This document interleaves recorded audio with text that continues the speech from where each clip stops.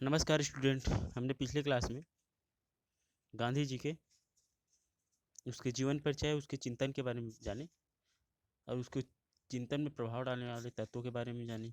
उसकी अवधारणाएं क्या थी, उन्होंने किन किन आधारों पर अपने विचार प्रस्तुत करने का कार्य किया, किस तरीके से उन्होंने सामाजिक व्यवस्था और राजनीतिक व्यवस्था को बेहतर करने के बारे में अपने विचार दिया, किस तरीके से उन्होंने ये माना कि एक स्वतंत्रता या व्यवस्था को ठीक करने के लिए उपाय अपनाया जा सकता है। उन सब की तरीकाओं का, विचारधाराओं को अपने तरीके से उन्होंने बताने की कोशिश की कि राजनीतिक व्यवस्था को कैसे बेहतर किया जा सकता है या अपने हक के लिए कैसे लड़ा जा सकता है। इसके संबंध में उन्होंने अपनी जो यंत्र या साधन है उसको बताने की कोशिश की कि एक सामान्य मनुष्य अपने हक को प्राप्त करने के लिए या अपने उद्देश्य को प्राप्त करने के लिए कौन कौन सी चीज़ों को बेहतर तरीके से अपना सकता है या उसके माध्यम से अपने उद्देश्यों को प्राप्त कर सकते हैं। उसके बाद आता है महात्मा गांधी जी का सामाजिक, आर्थिक एवं राजनीतिक विचार। उनका मानना क्या था राजनीतिक व्यवस्थाओं के प्रति, या उन्होंने कौन कौन सी ऐसी खामी देखी भारतीय राजनीतिक व्यवस्था में जिसके संबंध में उन्होंने विचारधारा या अपने विचार प्रस्तुत करने की कोशिश की, जिसके माध्यम से राजनीतिक व्यवस्था को बेहतर किया जा सकते। तो सबसे पहला आता है महात्मा गांधी जी का सामाजिक विचार। ऐसे तो गांधी जी को बहु बहुमुखी प्रतिभा के धनी माने जाते थे। उन्होंने अपने जीवन के प्रत्येक क्षेत्र में उन्होंने अपने विचार रखे, और हम यही यहीं पर यहाँ पर क्या करेंगे, गांधी जी के सामाजिक, आर्थिक एवं राजनीतिक एवं धार्मिक विचारों का क्या करेंगे, विस्तृत अध्ययन करेंगे। तो सबसे पहला आता है गांधी जी के सामाजिक विचार। तो भारतीय समाज की जो कुरीति है उसके संबंध में महात्मा गांधी जी ने गहरा गहरा चोट पहुंचाने की कोशिश की। प्रायः पिछले 1000 सालों में भारतीय समाज में अनेक भाषण और अनगिनत कुरीतियों से पीड़ित व्यक्ति रहे हैं, मगर उसके उन्मूलन में अगर उसके उन्मूलन में बहुत कुछ सफलता भी मिली है। पर क्या है, समग्र सामाजिक कुरीतियों ने भारत जनता का पीछा नहीं छोड़ा है। जिस समय भारत में ब्रिटिश साम्राज्य की स्थापना हुई, यहाँ पर कन्यावध, बाल विवाह, दास प्रथा, सती प्रथा, अस्पृश्यता या छुआछूत जैसी घातक सामाजिक कुरीतियाँ अपने बहुत ही विकराल रूप में था। धीरे धीरे जागृति आने के कारण लॉर्ड विलियम्स बेटिक ने सती प्रथा, बालवाद या ठगी का लॉर्ड एलनबरी ने दास प्रथा तथा लॉर्ड डलहौजी ने धार्मिक पूजा पाठ के स्थानों पर नर बलि का अंत उन्होंने किया। मगर 19वीं शताब्दी के शुरुआत में ब्रह्म समाज एवं आर्य समाज और रामकृष्ण मिशन आदि ने जो विविध धार्मिक आंदोलन उठाए थे, उनका भी भारतीय समाज सुधारक के रूप में कुछ अमूल योगदान रहा है। मगर गांधी जी ने अपनी बहुमुखी व्यक्तित्व से जहाँ राजनीति के क्षेत्र में अलौकिक काम किया, वही समाज सुधार के रूप में भी उनका जो प्रतिभा है वो सभी सभी और प्रकाश की भांति जगमगा उठा। अगर उग्र समाज सुधारक के रूप में अगर गांधी जी को देखें, तो महात्मा गांधी ने समाज सुधारक के प्रश्न को साधारण मिशनरी की भांति नहीं, बल्कि उग्र सुधारक की भांति उन्होंने हल करने की कोशिश की। उग्र सुधारक मतलब जिन्होंने मन में यह बात बैठा दी थी कि जिन्हें हम समाज की कुरीति कहते हैं, वो केवल सामाजिक विघ्न नहीं है, परंतु राजनीतिक विघ्न भी है। कहने का मतलब ये कि जब लोग अपनी समाज में पनपे हुए जो व्यवस्था है या जो व्यवस्था की तरह क्या करते, काम करते। कई लोग ऐसे होते हैं जिनको सरकारी व्यवस्था से सहयोग लेना या उससे जुड़ना क्या लगता है, समाज का उसे क्या लगता है, अवरोध लगता है। अब समाज का अवरोध लगने के कारण कई बार क्या होता है, वो व्यक्ति समाज राजनीतिक व्यवस्था में भाग नहीं ले पाते, और नहीं ले पाने के कारण क्या है, जो विकास एक समाज का होना चाहिए, एक व्यक्ति का जो समाज का विकास होना चाहिए, वो नहीं हो पाता। इसलिए महात्मा गांधी जी ने इसके संबंध में कहा था कि जो सामाजिक कुरीतियाँ हैं वो केवल सामाजिक कुरीति नहीं है, बल्कि वो राजनीतिक कुरीति भी है, और उसके माध्यम से क्या करते हैं, राजनीतिक व्यवस्था में बाधा डालने का काम करते हैं। जब तक इसका हम निवारण नहीं करते, हमारे राष्ट्रीय जीवन का कोई उत्थान नहीं हो सकता। उन्होंने 6 अगस्त 1921 को यंग इंडिया में लिखा था कि मेरा समाज सुधारक का कार्य मेरे राजनीतिक कार्य से भी किसी प्रकार का कम और हीन नहीं था, तथा यह है कि जब मैंने देखा कि मेरा समाज सुधार का कार्य राजनीतिक कार्य की सहायता के बिना नहीं चल सकता, तो मैंने राजनीतिक कार्य को अपने हाथ में लिया, और उसी सीमा तक लिया जहाँ तक उसे समाज सुधारक के कार्य में सहायता दी जा सकती है। और मैंने यह स्वीकार करता हूँ कि मुझे आज समाज और इस प्रकार की अंध शुद्धि राजनीतिक कार्य की अपेक्षा 100 गुनी अधिक प्रिय है।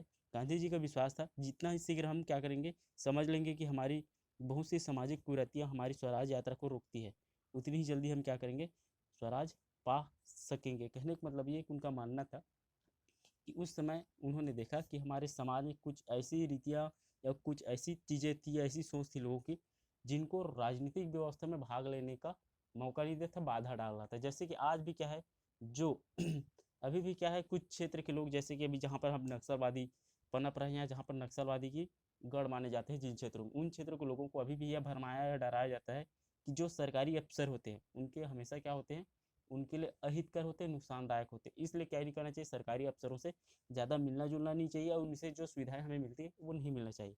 अब इसके कारण से क्या है, एक तो एक सामाजिक कुरीतियाँ या मानसिक कुरीतियाँ भी मान सकते हैं। अब इसके कारण से क्या है, उस क्षेत्र के लोग क्या नहीं कर पाते, सरकारी अधिकारियों से मिलजुल नहीं पाते। अब इसके कारण से उनका जो विकास होना चाहिए राजनीतिक तौर पर, वो नहीं हो पा रहा। इसका कारण यही कि लोगों के मन में कुरीति है, ऐसी सोच है जो उनको आगे बढ़ने नहीं दे रहे थे। इसीलिए महात्मा गांधी जी ऐसी कुरीतियों को रोकने के लिए उन्होंने एक व्यवस्था का निर्माण किया कि उन्होंने माना कि जब तक इन कुरीतियों को हटाया नहीं जाएगा तब तक क्या नहीं किया जा सकता। जैसे कि नागालैंड है, बोडोलैंड है, इस क्षेत्र के जो लोग हैं, उनका मानना है कि उनका मानना है कि वो कभी भी अपनी जो संस्कृति है, जिसमें अपनी अपनी जो लोकल स्तर की जो खान पान है, रहन सहन है, पहनावा है, उसको क्या करना, ज़्यादा बढ़ावा देना, और उसके साथ साथ सरकारी अधिकारी को, जो सरकारी कर्मचारी को अपने स्तर पर, गांव स्तर पर लाना नहीं चाहते, या अपने गांव स्तर पर उसको क्या नहीं करना चाहते, उसे एंट्री नहीं देना चाहते, जिसके कारण से उनकी सामाजिक व्यवस्था है। अब सामाजिक व्यवस्था के कारण क्या नहीं हो पा रहा है, जो सरकारी नियम या जो सरकारी योजनाएं उन गाँव तक पहुँचना चाहिए, वो गाँव तक नहीं पहुँच पा रही। गाँव तक नहीं पहुँच पाने के कारण कहने का मतलब ये कि आप शरीर के हर हिस्सों को क्या कर लीजिए, शरीर के हर हिस्से को क्या कर लीजिए, बेहतर या स्वस्थ बना लीजिए, मगर आपके शरीर का एक हिस्सा अगर विकलांग है तो क्या कर दे सकता है, आपके शरीर को पूरी तरीके से वो क्या बना सकता है, अक्षम बना सकता है, या उस पर प्रभाव डालेगा, कुछ ना कुछ डालेगा। जिस जिस तरीके से एक स्वस्थ व्यक्ति क्या होता है, एकदम फिट होता है, उस तरीके से एक व्यक्ति का किसी एक अंग कमजोर हो या उसका बेहतर ना हो, वो आत्मविश्वास नहीं आ पाता। जो पूरे शरीर का स्वास्थ्य स्वास्थ्य बेहतर होने से जो कॉन्फिडेंस आता है, आत्मविश्वास आता है, वो नहीं आ पाता। भले आप अपने मन में कॉन्फिडेंस कितना भी जगाने की कोशिश करें। तो महात्मा गांधी जी इसी प्रकार के जो विचार है उसके संबंध में उन्होंने काम किया। उसके साथ साथ महात्मा गांधी जी ने कुछ रचनात्मक कार्यक्रम के बारे में उन्होंने भी सोचा। जैसे कि गांधी जी ने देश में सच्चे स्वराज की स्थापना करने के लिए रचनात्मक कार्यक्रम किया था। उसमें रचनात्मक कार्य करने का कुछ निम्नलिखित काम किए थे। रचनात्मक कहने का मतलब ये कि नए निर्माण के संबंध में काम करने के बारे में उन्होंने कहा था, ताकि समाज को या राजनीति समाज को बेहतर बनाया जा सके। सबसे पहला उन्होंने रचनात्मक काम किया था सांप्रदायिक एकता। उन्होंने माना था कि जब तक समाज में या राज्य में रहने वाले जो लोग हैं, एक प्रकार की सोच, एक प्रकार के दृष्टिकोण और एक प्रकार के नजरिया अगर स्थापित नहीं करेंगे, हर व्यक्ति अलग अलग प्रकार की सोच अगर रखने की कोशिश करेंगे, तो हम कभी भी स्वराज की स्थापना नहीं कर सकते। स्वराज की स्थापना तभी प्राप्त किया जा सकता है, या स्वराज तभी प्राप्त किया जा सकता है, जब राज्य में निवास करने वाले हर व्यक्ति एक प्रकार से सोचता हो। और माना जाता है कि भारत और पाकिस्तान का निर्माण होने के कारण यही रहा है कि लोगों में एकता की या सांप्रदायिक एकता नहीं बन पाया था, या सभी लोगों के सोच या दृष्टिकोण या नजरिया एक प्रकार का नहीं था। इसी कारण से पाकिस्तान बन पाया था। उसके बाद आते हैं, जैसे कि बांग्लादेश जान सकते हैं पाकिस्तान से अलग होने का वही कारण यही रहा है कि पाकिस्तान के लोग बांग्लादेश के बारे में भला नहीं सोच सकते, और बांग्लादेश के लोग कभी ये स्वीकार ही नहीं कर पाए कि पाकिस्तान हमारा देश हो सकता है। ये दो अलग अलग सोचों के कारण क्या है, देशों का निर्माण होता है या व्यवस्थाएं अलग हो जाती, जिससे समस्या उत्पन्न होना प्रारंभ हो जाता है। उसके साथ साथ दूसरा आता है अस्पृश्यता के निवारण। उनका उनका मानना था, अगर अभी हमें क्या करना है, स्वराज स्थापित करना है, तो स्वराज स्थापित करने के साथ साथ क्या है, समाज में अगर स्वराज स्थापित करना है, एक देश को स्वराज स्थापित करना है, एक देश को स्वतंत्र कराना है, तो आपको क्या करना होगा, राज्य में निवास करने वाले जो हर व्यक्ति है उन सबका समान भागीदारी होना जरूरी है। समान भागीदारी तब होगा कि हर व्यक्ति को क्या करे, सहसा स्वीकार करे। अगर एक व्यक्ति दूसरे व्यक्ति को कभी स्वीकार अगर नहीं करता, तो आप क्या नहीं कर सकते, एक देश को मजबूत रूप से स्वतंत्र नहीं करा सकते। कहने का मतलब ये कि आज वर्तमान समय में देखें तो भारत भारत स्वतंत्र हुआ, उसके बाद साथ अभी भी हम क्या है, बटे हुए सामाजिक तौर पर बटे होने के कारण यही रहा है कि हम उस समय भी, जब भारत संकट में था, उस समय भी हमने क्या किया, एक ऐसी परिस्थिति का निर्माण किया जिसमें पूरे भारत के लोग एक साथ नहीं आ सके। इसके कारण से क्या है, ये सामाजिक व्यवस्था अभी तक चलती आ रही। तीसरा आता है शराबबंदी। शराबबंदी का कहने का मतलब ये है, उनका मानना था कि जब समाज के लोग क्या करेंगे, अपने अगर अलग प्रकार के नशे में अगर रहेगा, जब स्वराज की स्थापना कर रहे हैं, अगर देश को स्वतंत्र कराना चाहते हैं और समाज, गांव या समाज के लोग क्या करेंगे, किसी प्रकार की अगर नशे में अगर रहेंगे तो कभी भी अस्तित्व को, किसी राज्य के अस्तित्व को स्वीकार नहीं कर सकते। जो व्यक्ति नशे में होता है वो कभी भी किसी भी चीज़ के अस्तित्व को स्वीकार नहीं कर पाता, क्योंकि व्यक्ति जो नशे में होता है वो हमेशा भ्रम में जीता है। इसलिए महात्मा गांधी जी ने माना है कि शराब एक बहुत बड़ी क्या है समस्या है समाज के लिए, आधुनिक समाज के लिए भी, और जो प्राचीन समाज था उसके लिए भी एक बहुत बड़ी समस्या थी, क्योंकि बहुत सारे जो लोग हैं शराब में, नशे में होने के कारण क्या है, उन्होंने जो स्वराज की जो मांग है उसको जो उन्होंने सबसे पहले अवहेलना किया, उसको स्वीकार नहीं किया। स्वराज होता क्या है, और आज वर्तमान समय में क्या जो शराब है वो क्या करता है, वर्तमान की जो अस्तित्व है, भारत के अस्तित्व है, एक तो खतरे में डालता है, समाज के अस्तित्व को भी खतरे में डालता है, और अपनी परिवार की भी अस्तित्व खतरे में डालता है। और यही अस्तित्व का ना स्वीकार पाना आगे चलकर क्या बनता है, एक गुलामी के दौर में दोबारा ढकेलने का कारण बन सकता है। कहने का मतलब है कि प्राचीन काल में भी शराबबंदी एक ऐसा ही एक ही नशा नहीं है जो किसी भी समाज को गहरे खाई में डालता है, बल्कि उसके साथ साथ पहले प्राचीन समय में जो राजा रजवाड़ों को जो नशा था अपनी पावर का, अपनी ताकत का या अपने पैसे का, वो भी एक नशा भारत को क्या है अंग्रेजों या मुगलों के क्या बना गई, गुलाम बनाकर चली गई। तो कहने का मतलब है कि सिर्फ शराबबंदी नहीं, बल्कि हर ऐसी नशा को हमें क्या करना होगा, छोड़ना होगा या त्यागना होगा, जो क्या करता है, किसी भी वस्तु के अस्तित्व को स्वीकार करने में भ्रम डालता है। तो महात्मा गांधी जी का विचार था शराबबंदी, जो समाज में क्या है बेहतर परिणाम नहीं दे रहे थे। उसके साथ साथ आते खादी। उसके साथ साथ खादी का मतलब होता है कि ऐसी ऐसी वस्तुओं को ज़्यादा से ज़्यादा क्या करना, सहयोग प्रदान करना, या आत्मनिर्भर बनाने की जो सोच है, आत्मनिर्भर बनाने की सोच है। कहने का मतलब ये है कि पहले प्राचीन समय या हम जब ब्रिटिश यहाँ पर शासन कर रहे थे तो संभवतः हम देखे होंगे कि हम ज़्यादा से ज़्यादा 80 से 90% जो चीज़ें हैं, 80 से 90% तो नहीं माना जा सकता, मगर 60% जो चीज़ें हम विदेशी चीज़ों का उपयोग कर रहे थे। अब विदेशी चीज़ों से उपयोग करने के कारण क्या है, उसके कारण से हम विदेशी चीज़ों को उपयोग करने के कारण क्या है, हम फिर दोबारा अंग्रेजों के ऊपर निर्भर हो गए थे। अब निर्भर होने के कारण क्या है, हम कुछ भी वस्तु हो जाते हैं, मगर हमें क्या होना, हम अगर स्वतंत्रता भी प्राप्त कर लेते हैं, मगर आर्थिक दृष्टिकोण से हम विदेशी गुलाम रहते हैं, जो आज भी है कहा जा सकता है। क्योंकि आज वर्तमान समय में भी भारत आर्थिक तौर पर तो सक्षम है, मगर आर्थिक अर्थव्यवस्था भारत की जो जनता है वो चला नहीं पा रही, क्योंकि उनके पास क्या है, व्यवस्था या उस व्यवस्था को संचालित करने का या धन उपार्जन करने का साधन नहीं है। आज वर्तमान समय में जीन्स पैंट से लेकर देखें, जितनी भी चीज़ें हमारे यहाँ जो आती है भारत में, या जितनी भी चीज़ें हम दैनिक जीवन में उपयोग करते हैं, वो उसमें से मुश्किल से 5 से 6 चीज़ें भारतीय, बाकी हर चीज़ विदेश से बनकर आती है। इसका कारण क्या है कि हम, क्योंकि आर्थिक तौर पर हम गुलाम बन चुके, हम और इस गुलामी को त्यागना भी नहीं चाहते। इसी को बढ़ावा देने के लिए महात्मा गांधी जी ने आर्थिक या स्वराज या भारतीय जो व्यवस्था है उसको क्या कर, भारतीय व्यवस्था में भारतीय चीज़ों को सम्मिलित करने के लिए उन्होंने खादी की शुरुआत की। और खादी की शुरुआत इसलिए उन्होंने की ताकि अगर खादी, अगर हम अपने देश के देसी चीज़ों को पहनेंगे, देसी चीज़ को पहनने के फायदा ये होगा कि हम अपने यहाँ जो कपास की खेती है उसको बढ़ावा मिलेगा। कपास की खेती को जब बढ़ावा मिलेगा तो क्या होगा, ज़्यादा से ज़्यादा लोग काट उसको क्या करेंगे, सूत काटेंगे, कपड़ा बनाएंगे। अब उसको काटने या कपड़ा बनाने से क्या होगा, ज़्यादा से ज़्यादा लोगों को हमारे यहाँ रोज़गार मिलेगा। रोज़गार ज़्यादा मिलेगा, हमारे यहाँ संसाधन या कपड़े ज़्यादा बनेंगे। कपड़े ज़्यादा बनने के कारण हम विदेश भेजेंगे, और विदेश भेजने के कारण क्या है, हमारे देश में विदेशी पैसा ज़्यादा आएगी। विदेशी पैसा ज़्यादा आने से क्या होगा, हमारी जो देश की जो आर्थिक व्यवस्था है वो बेहतर होगा।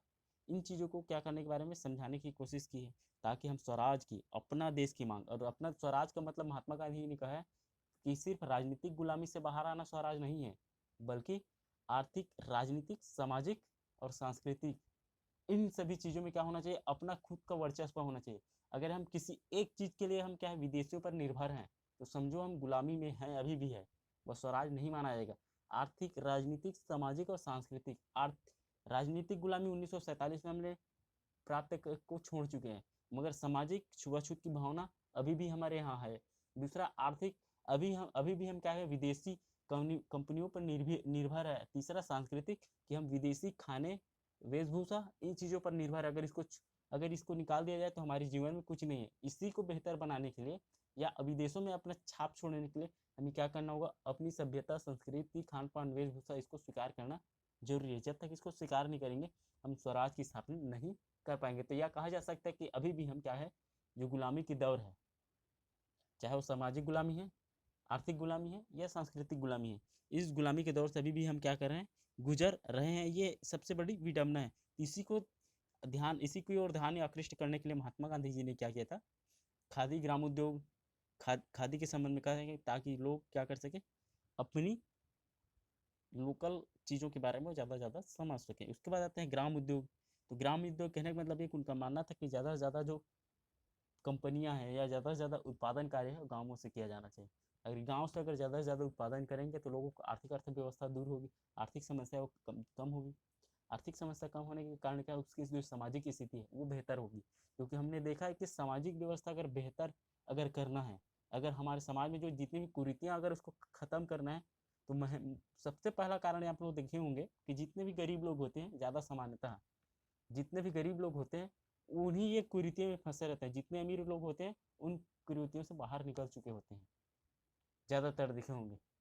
इन कुरीतियों का शिकार वही लोग होते हैं जो गरीब है। और ज़्यादातर क्या करते हैं, ये तो एक अलग कारण है, सामाजिक कुरीतियाँ मेरे हिसाब से एक अलग चीज़ है, इसके संबंध में मेरी थोड़ी अलग विचार है। मगर मैंने देखा है ज़्यादातर कि इन सामाजिक कुरीतियों का जो सामाजिक कुरीतियों का जो शिकार है वही व्यक्ति बनते हैं जो ज़्यादातर आर्थिक स्थिति से कमजोर है।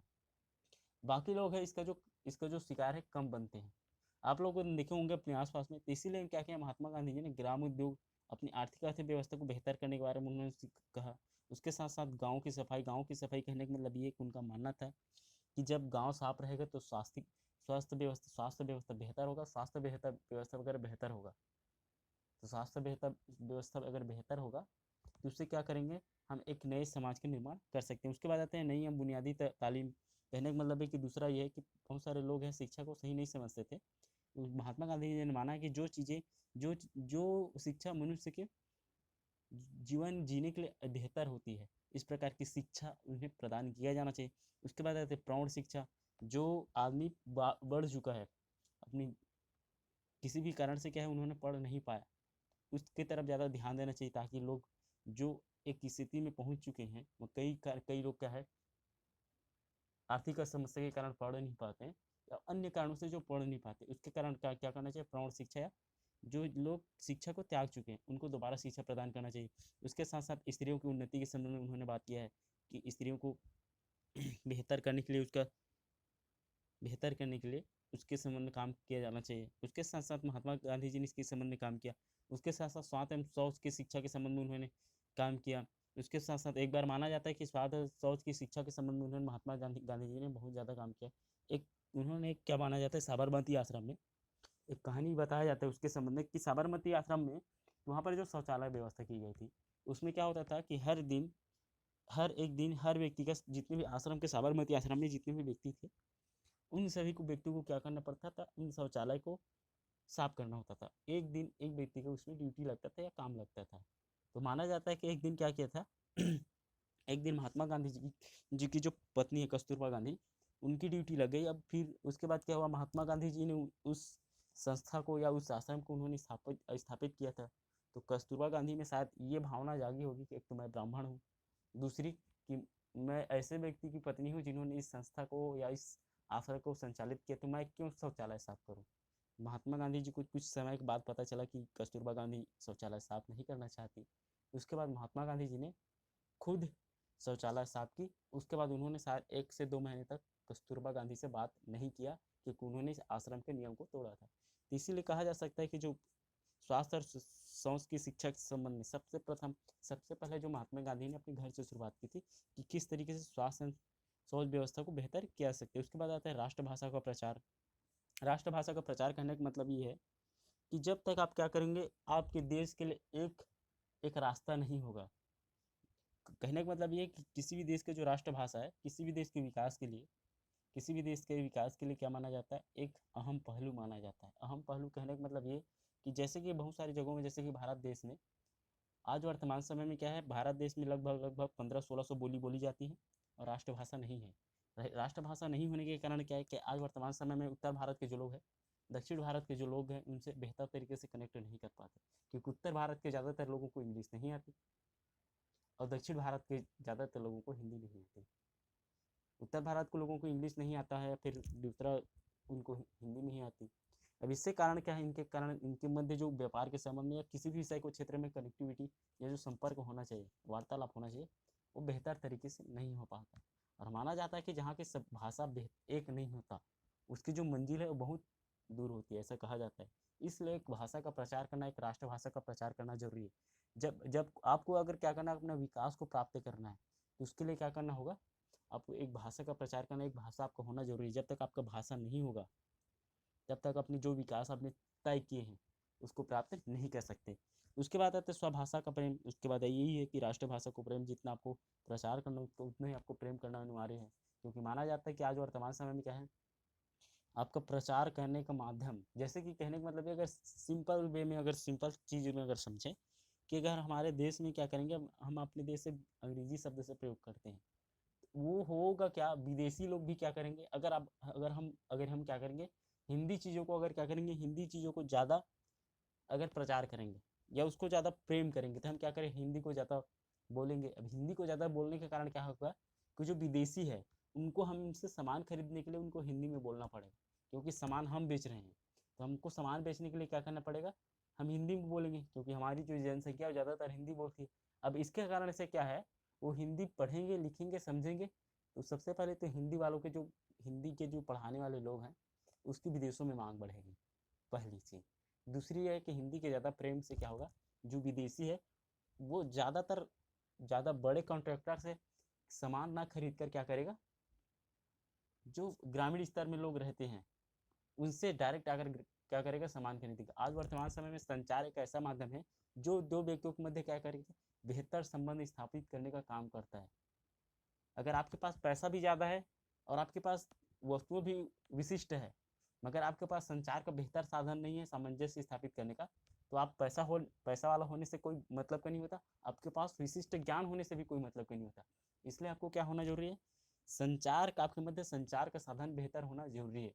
जब तक संचार का साधन बेहतर नहीं होगा, तब तक अपने ज्ञान को सही दिशा प्रदान नहीं कर सकते।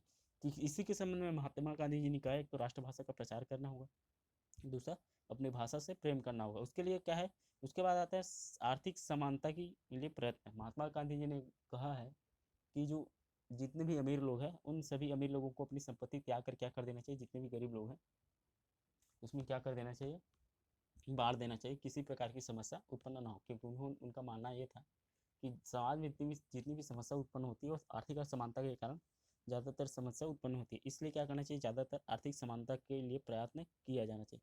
गांधी जी के रचनात्मक कार्यों में सांप्रदायिक एकता, अस्पृश्यता निवारण, शराबबंदी, बुनियादी तालीम, स्त्रियों की उन्नति, राष्ट्रभाषा का प्रचार आदि समाज सुधार के काम रहे हैं। मगर उसके साथ साथ महात्मा गांधी ने कुछ, ये तो उसके विशेष संबंध में उन्होंने काम किया। अगर नारी संबंध, हमने सबसे पहले इसमें जाना था कि सांप्रदायिक एकता, तो महात्मा गांधी ने सांप्रदायिक एकता के संबंध में उन्होंने यही कहा था कि अपने सामाजिक कार्यक्रमों में गांधी जी ने अंतर सामाजिक एकता के संबंध में उपयोगी मार्ग समझते थे। देश के भांति सुव्यवस्था के लिए सांप्रदायिक एकता का महत्व इतना उन्होंने समझा था। उन्होंने कहा था कि जब तक आप क्या नहीं करोगे, जो सांप्रदायिक एकता है, लोगों के मन में अलग अलग विचारधारा को धारण करने वाले लोग हैं, उन सभी लोगों को क्या करें, विचार को बेहतर नहीं करोगे, तब तक आप राजनीतिक व्यवस्था को बेहतर नहीं कर सकते। इसी के संबंध में, सांप्रदायिक एकता के संबंध में, अस्पृश्यता निवारण के संबंध में, उसके बाद उन्होंने नारी जागरण के संबंध में, उसके बाद आते हैं नारी विषय का अध्ययन के बारे में। उन्होंने बहुत सारी चीज़ों के बारे में बताया, जिसमें उन्होंने कहा था, नारी के संबंध में उन्होंने कहा था कि नारी विषय के एक अध्ययन का क्रम, उसे अध्ययन किया जाना चाहिए। उसके बाद आते हैं भारत में जो नारी की स्थिति है, उसके संबंध में उन्होंने उसके संबंध में उन्होंने माना है। उसके बाद गांधी जी के नारी की भूमिका। उसके बाद आते हैं मूल एक है, कहने का मतलब है। उसके बाद मालिक नहीं मित्र है, स्त्री का धर्म अवतार। इसके संबंध में उन्होंने बहुत सारी चीज़ें प्रस्तुत करने की काम किया, जिसके संबंध में हम अगले क्लास में पढ़ेंगे।